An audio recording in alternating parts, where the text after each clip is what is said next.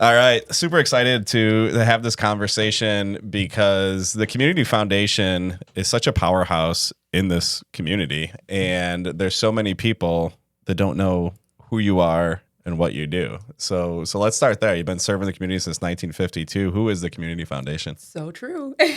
We get this question all the time. Yeah. We've been around since 1952. And I think a lot of people out there still just don't really understand what a community foundation is. So community foundations exist all over the country. So it's not just something that's specific to our area. And they're unique because they serve specific areas. So in our case, in our name, Herkimer and Oneida counties is our focus area, 315. Yep. And so the community foundation has many roles. And I think in my mind, the top three things that our community foundation is focused on and strives for is, making sure that our entire community and our two counties have everything that they need to thrive and be vibrant. So that's part of our mission, part of our vision. And on top of that, further is, making sure that all of the nonprofits in the two counties are healthy and that we have, a really healthy nonprofit ecosystem. And I think getting into kind of Nick's world of development is we want to make sure that residents and businesses, families that live here, that work here, and that care about the region have an outlet to support the community. And so that's where the Community Foundation comes in. And we have, products and services and multitude of different ways to support this region. So layman's terms, you're a nonprofit, Yep. 501c3, and you're almost like a parent company to all the nonprofits. I think the best way it could be described, the way I describe it to people who aren't familiar, is we're really like a charitable financial services. Yep. So we help business owners, families, individuals, even local attorneys who have like estates they're managing or trusts. We help them set up the charitable fund into a structure so they're not doing it on their own. Because anybody can set up their own private foundation. But I think if you ask folks who do have a private foundation about running that, it's another responsibility. It's a big obligation. It's a business. It's a corporation. Yeah. So the community foundation is a way that you can do that through a parent company. So that's a good way to describe it, where we're only as good as our customers. So we can only do the work that we do in the community because people have put their charitable dollars into a fund. The fund is their fund, and then our team wraps our services around them to help them give that money to the nonprofits they care about. Yep. Some people don't know what the heck they want to do Right. with the money. So that's where they really take advantage of working through a partner because, again, we're here almost 75 years. We have a professional staff of over 24 people, and our day-to-day job is to understand what the needs are in the community, what nonprofits are doing good work, what nonprofits are doing work that's immeasurable. Because, a lot of people want to know what are the outcomes, what happens, how many people are served. There's sometimes the answer is we have no idea. We just know that without this organization, we would see a gap in our area, and we need them to be, again, operational. So you guys know better than most. We have a huge sector of our economy in our community is not-for-profit organizations. So we have over 1,400 not-for-profits. Wow. They employ, I can't recall off the top of my head the percentage. Maybe you can edit it in later, but it's a very significant portion of our employment base in our region. So one way nonprofits can, again, create a funding stream is through private donations. And that's where the Community Foundation acts as an intermediary, but a very active intermediary. We're not passive in any part of our operation. So hopefully that helps a little bit. Yeah. It's a great answer, Nick. I feel like you've said that before. A couple times. It's crazy. There are a lot of people out there that don't even know of local charities. They don't. True. They look for a local charity to donate to, like with our Putts for Purpose. That Yep. we have a lot of people that come to us and they're like, "Well, I don't know of any local charities." I'm like, "I'm sorry, what? Yeah. Like, that's crazy to Yep. me." So that's amazing. Do we want to talk about Mohawk Valley Gives Back? Yeah, Yes. it's kind of the elephant in the room. Okay. And I think it'll spark a lot of other conversations. Yeah. It ties into everything the Community Foundation does with our fund holders as well, because even though it's a big focal point, it's a big celebration in September, this thing is a year-round program, even though it might have a little bit of a quiet season. But this is Kayla's baby, so I'm going to let her. It is. It is. Her third child. 4 years. 4-year-old baby. So this year, 2025, is the 4th year of Mohawk Valley Gives. Super exciting. And it gets to your point as well. Like, a lot of people don't know about all of the area nonprofits that there are. And so through Mohawk Valley Gives, it's giving all of those organizations this exposure that they never had. So it's kind of a learning opportunity for the community as well to not only donate, but learn about organizations that they didn't even know existed. So yeah, started in 2022. So it was right off of the pandemic. So I started at the Community Foundation in 2018, and we had been talking about the concept of a giving day for the longest time. We just really didn't have the resources. We didn't know if it was the right time to kind of start something like that. But after 2020, everything changed. And, there were a couple of years there where a lot of organizations weren't doing fundraisers. They lost a lot of dollars during that time. Sure. So in 2022, it was the foundation's 70th anniversary. We wanted to do something different. And also it seemed so timely because why not put on a huge community-wide giving day where everyone can kind of rally around all of these different nonprofits? Had no idea what we were stepping into, to be honest. And it was a huge hit. Yeah. I mean, we didn't know how the nonprofits would react. Would they feel that, we were stepping on toes by putting on a fundraising event when they already do their own thing? And that wasn't the reaction we got in any way. Prior to that, historically, had you not done fundraising events? We were very quiet behind the scenes. Okay.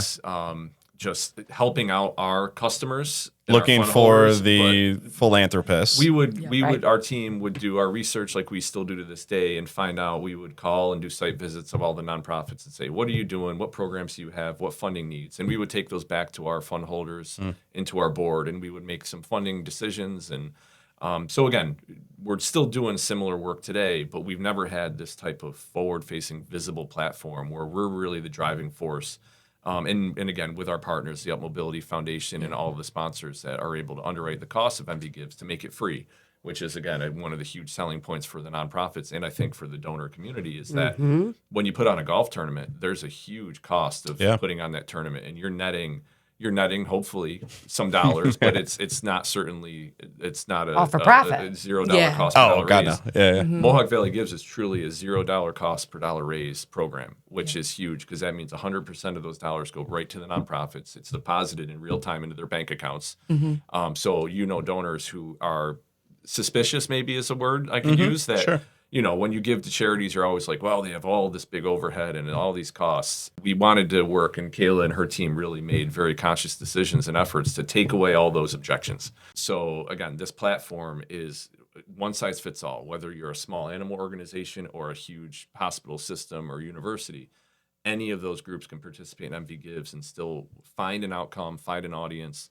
And then Kayla will talk more, I'm sure, in a little bit about the prizes and bonuses and incentives. But that's been the driving force to see the numbers increase as they have over these 3 years. Yeah, that's awesome because, we are a special community in that we are, in the words of one of our, it was JP Kidwell, who said that Mohawk Valley is fiercely loyal about being from the Mohawk Valley. Exactly. And it's Sounds like something JP.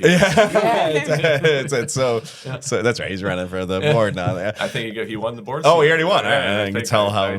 He took his science stuff. I'm sure JP will be listening to let me know. But the point being is not only 100% of the money goes to the charity, but it stays local. It does. Yeah, and which is huge. Those dollars too, they're unrestricted. So they're not for a specific purpose. Though that nonprofit that raised those funds can then take those dollars and use it for whatever their nonprofit needs. Any expenses, any events they're trying to do, programming. So that's different from, a grant that's specific. It's really hard. We've heard from nonprofits for years say we have funding for these programs, but we don't have money that we have flexibility to use on other things that we're trying to do. So raising unrestricted dollars is really, really difficult.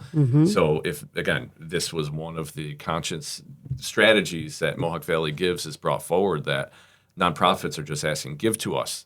who knows better than what we need these dollars for than us and our board and our leadership.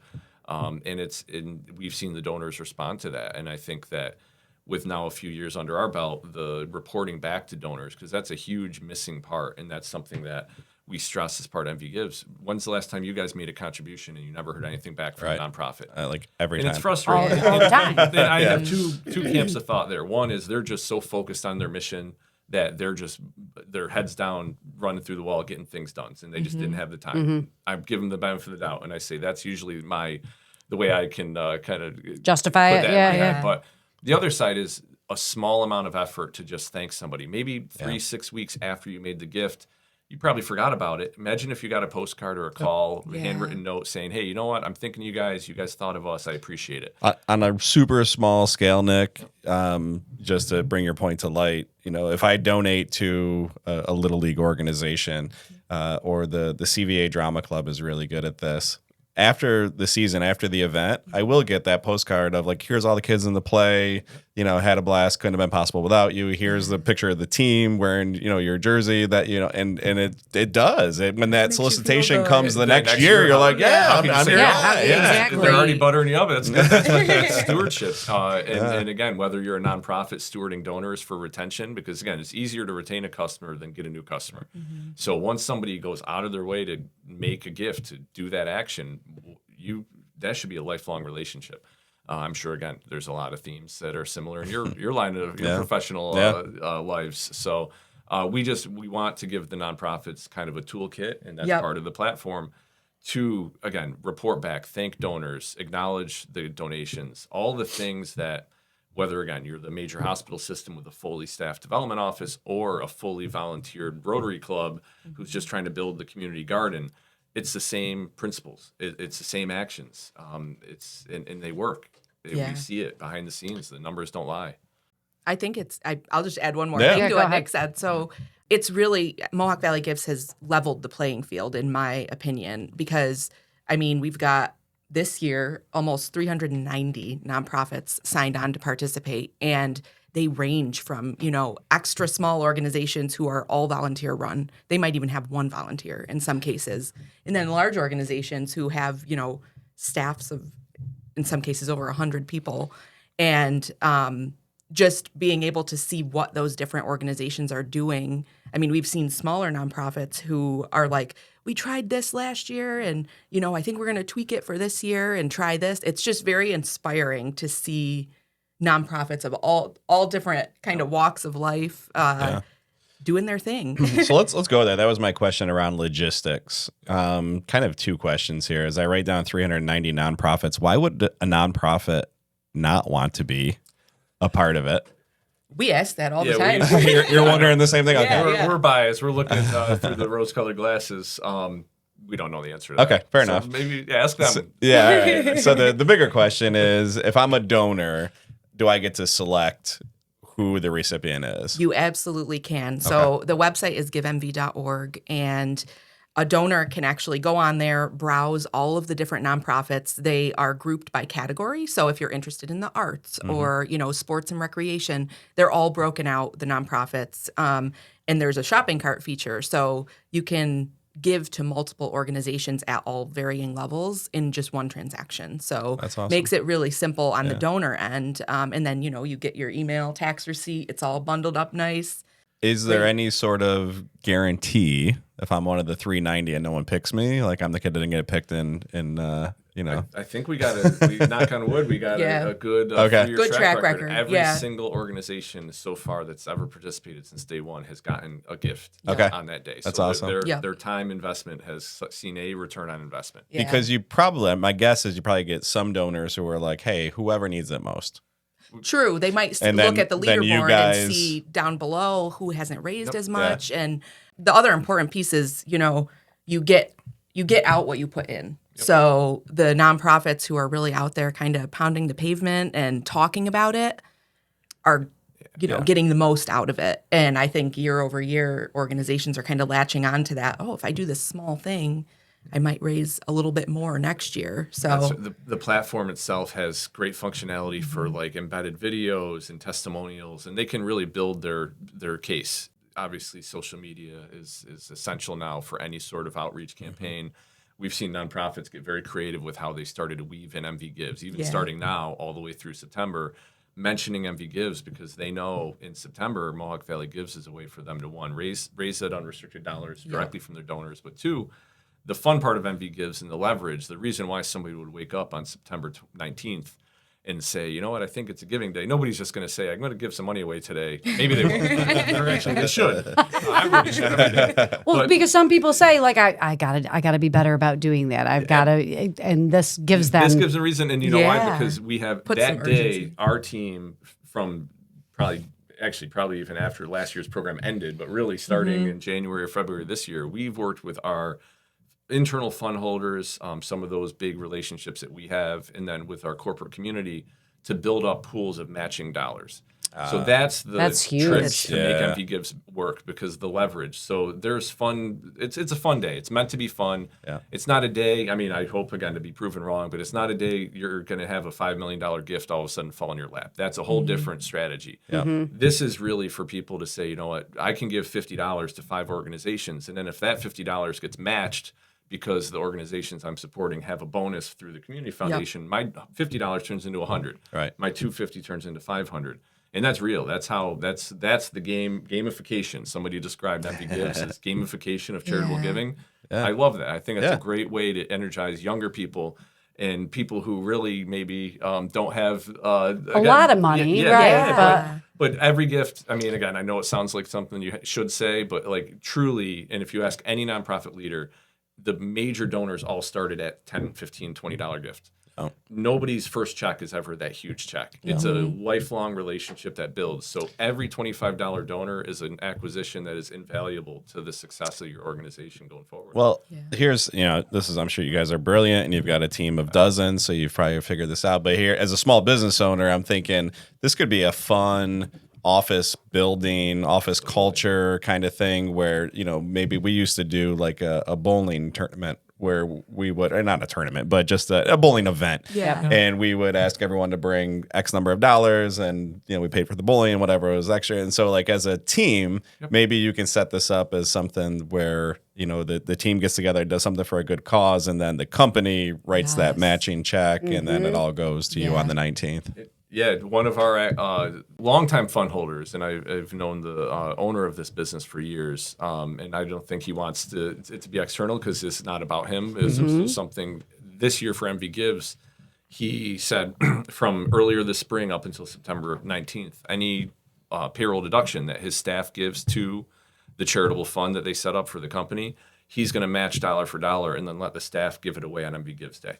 That's awesome. They're going to Mm-hmm. decide who gets it, but he's going to double personally all of the donations they give. So something like that, it's good for morale building, it's good for team building, but it's just fun. And honestly, on the other side, I hope the businesses who get involved with MV Gives look at it as good publicity opportunity. Absolutely. For sure. It separates you from your 100%. your other businesses. It's just, in my mind, look at, if you watch any of our local news broadcasts on the ad breaks, every commercial is it's not about the company's product or how many cars a dealership's selling. It's how much money they've given away to this campaign, how much money they give away to animals, how much money they give away to kids. So I think philanthropy is an undervalued part of a marketing plan for small business because it sets you apart. And I think people in our community, because as you said earlier, we have such a unique and generous community, I think it resonates with them. And if they're looking at 5 organizations, the one that they see that maybe the Mohawk Valley Gives prize is going to set you apart. That's why they're going to come and call you to say, you know what, I need some help. And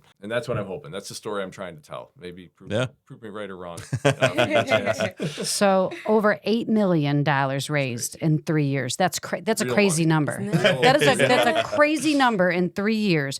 What kind of impact are you seeing that this money creates for local nonprofits? I'm sure that the nonprofits are really good about sharing with you. Oh my God, this is what you guys were able to help us achieve. They're over the moon. In year 1, there was Western Town Library, I think it was. They rallied their board. They were, again, pounding the pavement. They were out there, at all different local businesses. They had a match from their board, and they utilized that to raise money for their playground. So that was like a success story that stuck with me. That's huge. And in some cases, again, MV Gives is giving them the opportunity to put on programming, maybe events and different things that they may not otherwise have the means to do.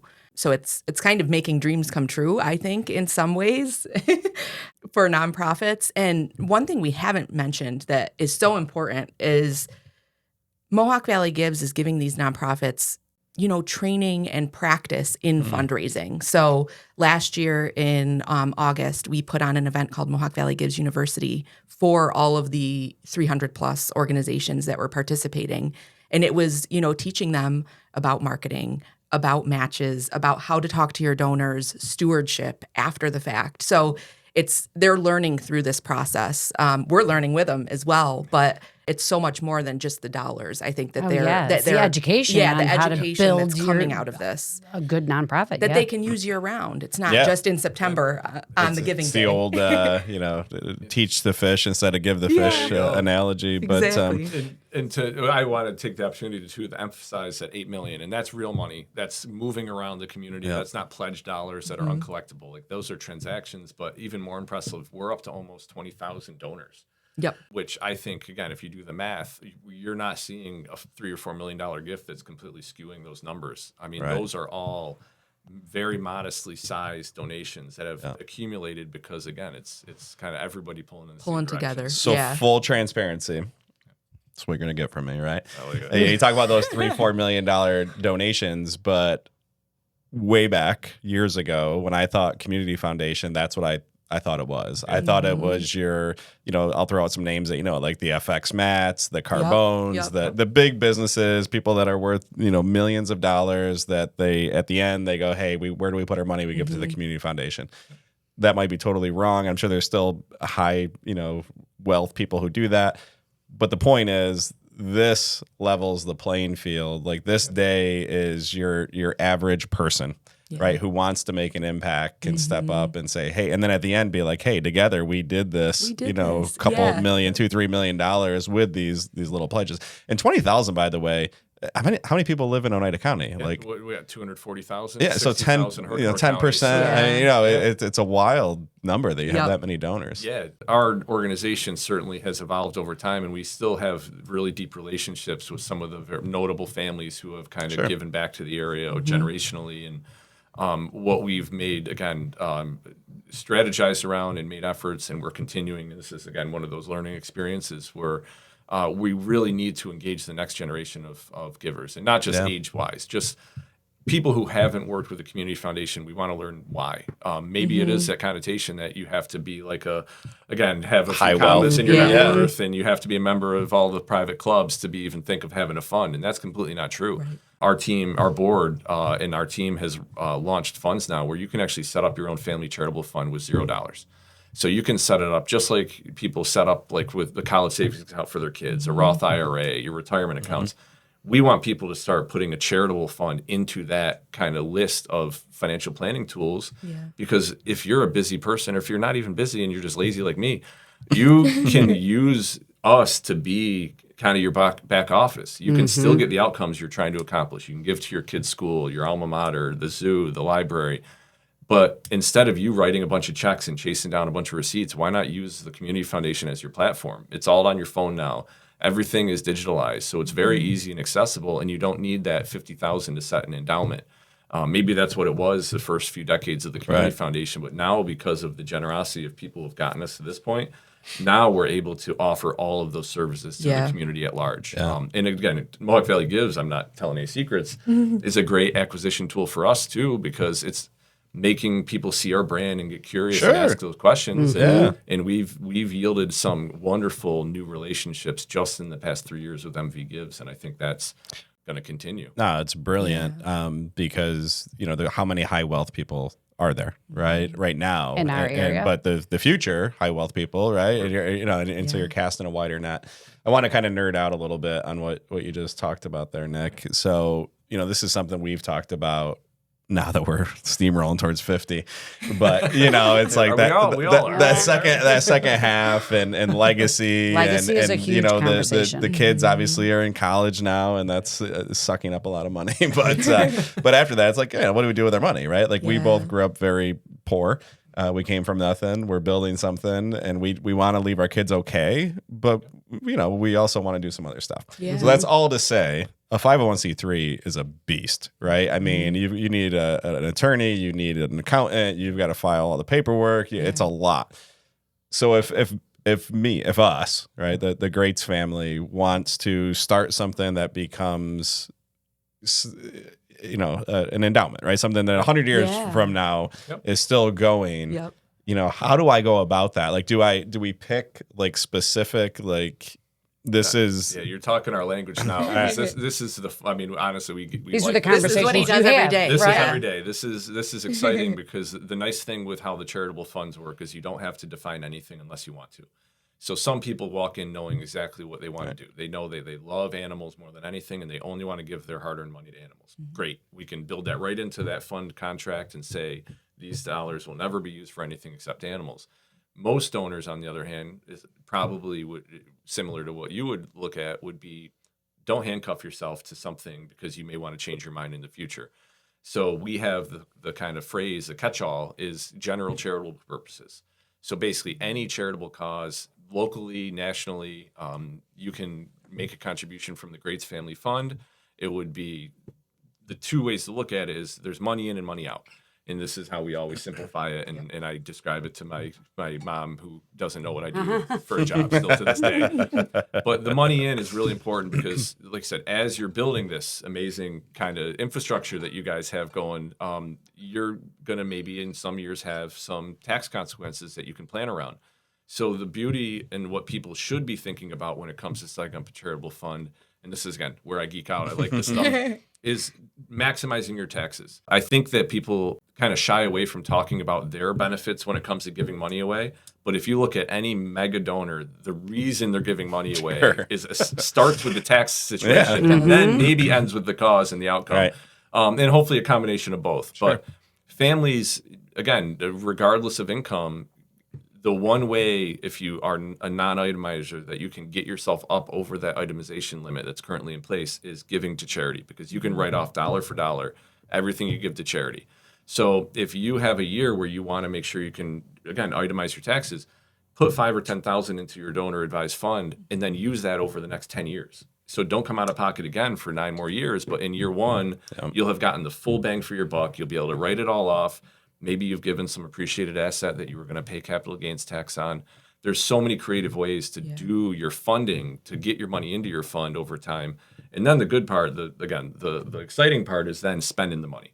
Giving it to the charities. I mean, the whole point of that money is it's meant to be used. So set up your scholarship, set up your Little League sponsorship, do all the things you're probably doing out of pocket for your business now. Do it out of your fund, because then you're maximizing that tax event. And people need to think that way. We've been doing it wrong, Scott. We've been wrong way to do it. Doing it all correct. I knew that was what you were going to say. I mean, we're givers, but we need to give with you guys. I think you'd be surprised if you lined it all up in 1 year and look at it in 3-year increments, because that's what they call it, bunching. So if you bunch 3 years into year one to deposit, you're going to walk away with the same outcome, but probably with a little bit better personal benefit on the onset. The universe sent us Nick for a reason. I know. So Scott sets up a fund.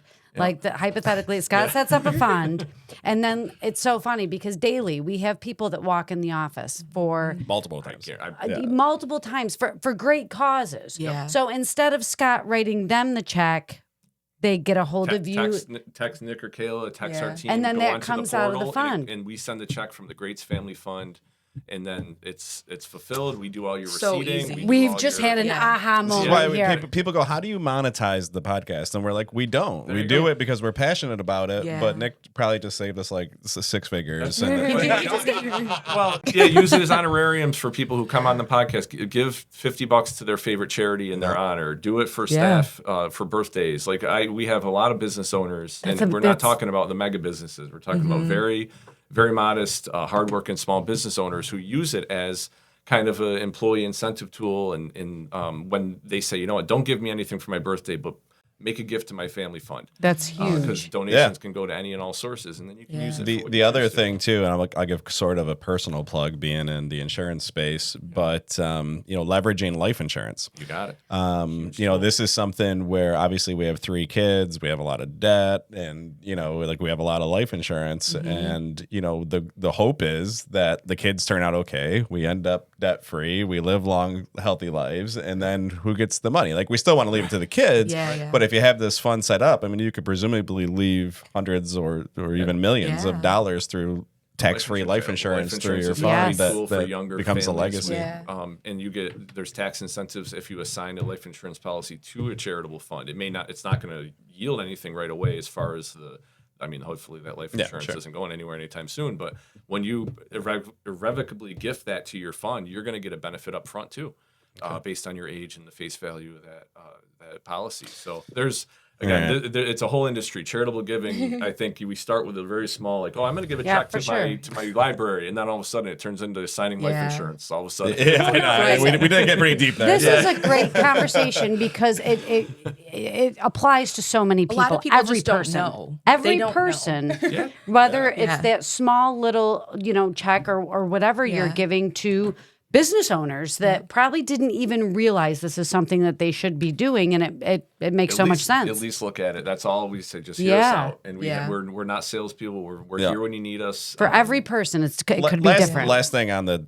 nerdy tech stuff, and then we'll move on to simpler stuff for the audience. But if you are someone who doesn't own a business, but you're charitable, like my mother's always given checks to this and checks to that, and and I'm not an accountant, but if you're in a 25% tax bracket and you go down to 20%, like that could be because of your charitable donations. It could actually drop yourself down. If yourself. you're on the kind of teetering. I mean, people of a certain age, when they have to start taking RMDs from their retirement accounts, sometimes they don't need that personal income. Maybe they have a pension. Maybe they have some other assets.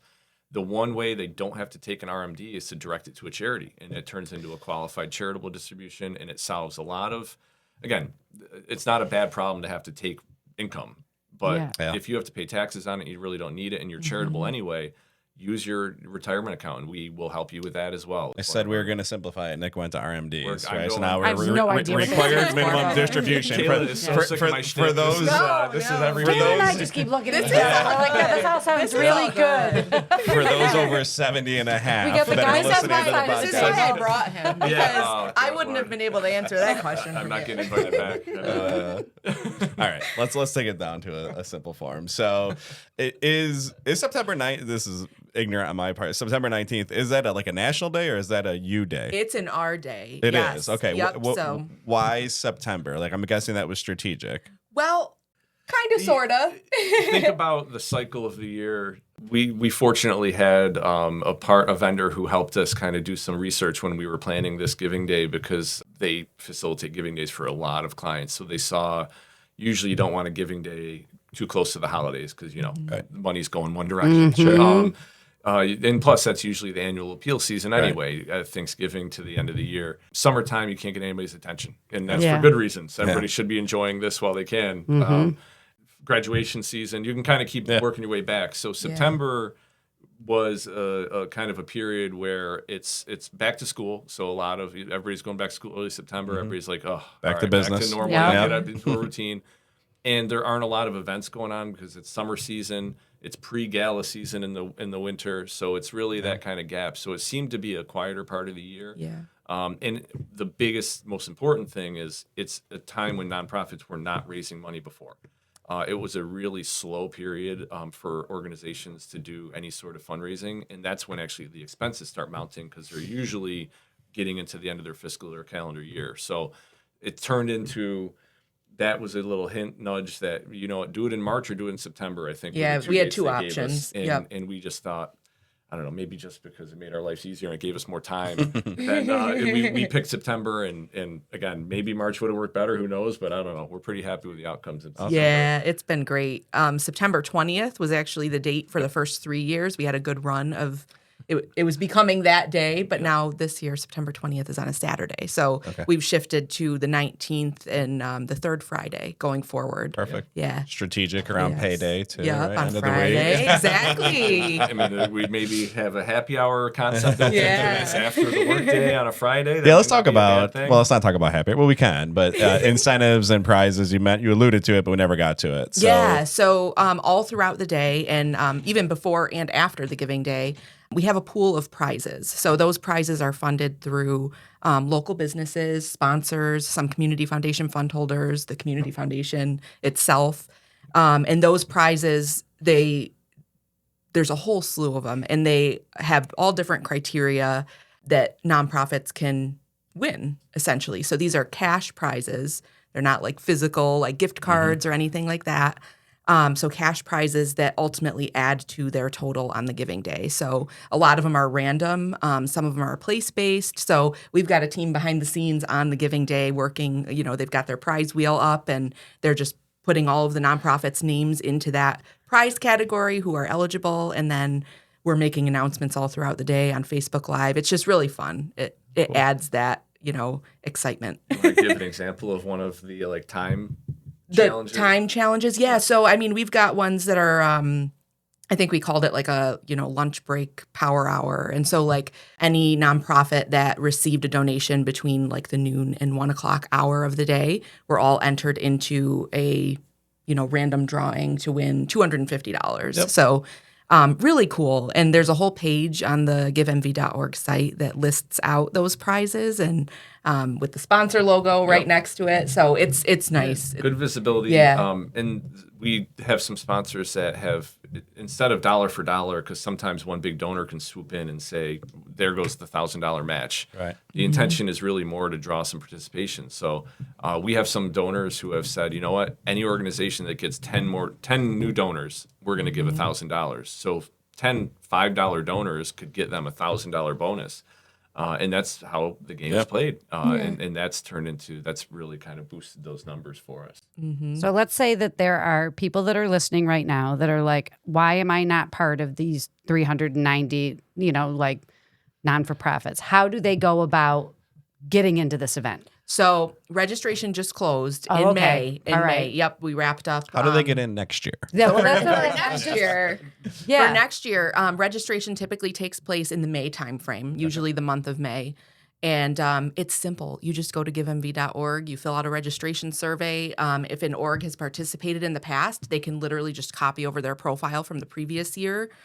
It's simple. It's just you fill out the form. It's free, like Nick said. Have to be a 501c3? Have to be a 501c3. Or have a fiscal sponsor. Okay. Or be a school or under a governmental entity. So Gotcha. all the basically anything short of a for-profit business. Okay. I guess that's probably an easier way to describe it. What about civic organizations like a Rotary or a Kiwanis? Would they? Membership organizations are a little tricky. And again, not our rules. We have to that's follow fine. them. But if they're going to raise funds, it has to be for public benefit. So like Rotaries participate to build the community garden, but it can't just be something for their membership. Gotcha. Same thing, chambers of commerce, and we work closely with all of our local chambers, and they're always looking at putting on public events with the dollars that they're able to raise. Cool.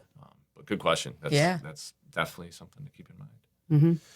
Well, this was fun. This was really Yeah. fun. It was like a roller coaster ride. Yeah, that's most things that we do. For better peaks and valleys. Once for you're in better. here, it's like once you're on, you can't get off. Yep. Once you walked into this room. It's Hotel California.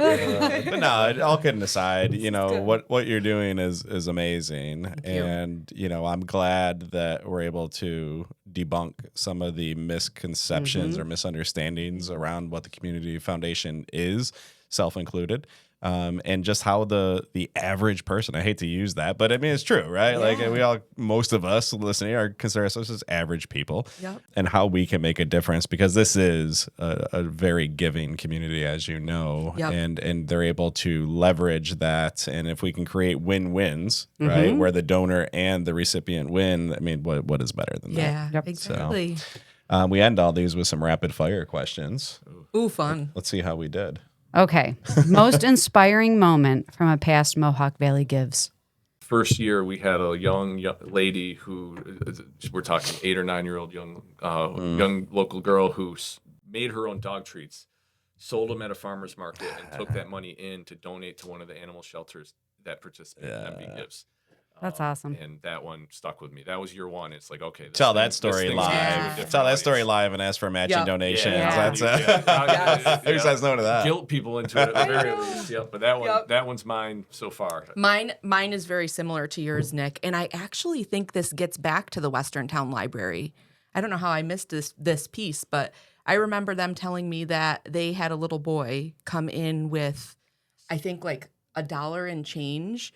And he wanted to give it to them towards Mohawk Valley Gives to build their playground. Yeah. And it was just, that's awesome. That's it. That's what we want to do. I know. And that's a nice shift from us talking about RMDs, estate planning, and offsetting our tax retirement brackets. and life insurance. Here's this kid with $1.50. He's like, I just want to do it for the right reason. That's all the how. But let's talk more about the why. That's the why. The why is the compelling part. Yep. That kid will want a tax break in the future. I promise. Not this year, but all right. One word to describe the community's giving spirit. Magical. Yeah, incredible. Great. Best piece of advice for someone considering their first major gift. It's not one word anymore that we're limited to, right? Right. Best piece of advice. Even if you're not going to work through us, come talk to us. We can give you things to think about, best practices to avoid. We have 75 years of experience helping families and people accomplish major gifts. At least come in. We're not bad people. No, obviously. Well, and it's what you do. It's what you do at a high level. And I'll ask a follow-up question to that. So if someone doesn't have like an estate planner or an attorney, I'm guessing you can make introductions. We don't do referrals because we're everybody's friend. Right. But we have materials that we can provide that then they can then go seek some counsel on. Gotcha. Templates, contracts that we use that are legally approved on our side.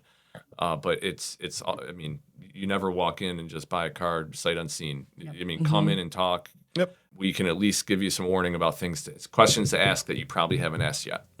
I think I'd say there's nothing too big, nothing too small. No. Anything that you can give, I think, is worthy of giving.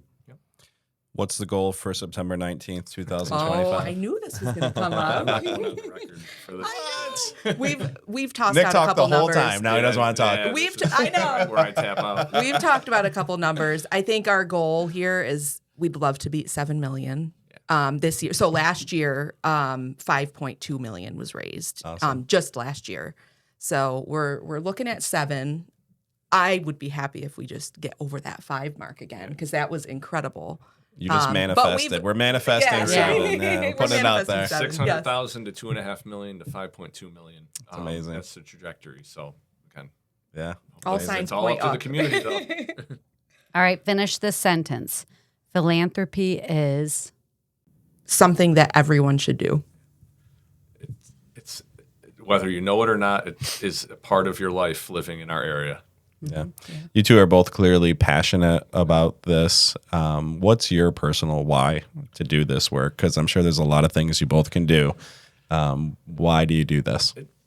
Because I came from a meeting earlier today about a cemetery association to talk about Mohawk Valley Gives. And on the way back, I get to call somebody to talk about setting up a scholarship for trades programs. So my day is different every day, but it's all about people trying to do good. Yeah. And they've all self-identified that they want to do something. And that's really heartening to see so many people. My days are filled with stories like that. Mm-hmm. So it's easy to come back when people are the ones that are wanting to do these things. Yeah. I think my why just gets back to manifesting, like we were talking about. I was born and raised in Utica. I've lived in the area my whole life. And loved it. Like I've never once thought, I want to move or I want to go somewhere else. Like this is my home. And so to work for the Community Foundation and that does so much for this community and be, leading an initiative like Mohawk Valley Gives is just, that's my why. Awesome. And if you made it through the last 7 months here without wanting to move, then you will never You're want good. to move. Yeah, this is you're a life So stamp true. when we're recording this, but Yeah. That's right. This has been a really trying weather-wise. Yes. Yeah, weather-wise. Yep. Everything else is great. Thank God the people are great. None of us live here anymore. food- the right? food is great. There you Yeah. go. So we're not going to talk about the W word. We're not going to talk about that. So the website is givemv.org. Can people go there now and put their name on some sort of email list, or just how do they connect with you so that they get notified and reminders of things coming up? Yeah. So we don't have that feature on there currently, but if you go to the Community Foundation's website, which is foundationhoc.org, and sign up for our mailing list, you will definitely be included on any Mohawk Valley Gives communications leading up to social the day. media, now that registration's closed, the team is going to start really working with all the nonprofits to customize their profile pages, start building up their MV Gives kind of rally for support. And that's where the community is going to start seeing it. Where you're not going to be able to avoid MV Gives as the summer rolls on. Signs, commercials. Yeah, we give out lawn signs to the nonprofits, and they are a hit. Yeah. Like, we ordered, I think, some 600 of them last year, and we went through every single one. That's great. Yeah. That's great. So they love it. So it's September 19th this year for the first time, Friday, September 19th. Save your pennies because every one of them does matter, and you guys have proven it to us today. So Nick and Kayla, thank you for all you do. Thank you so much for having This us. is great.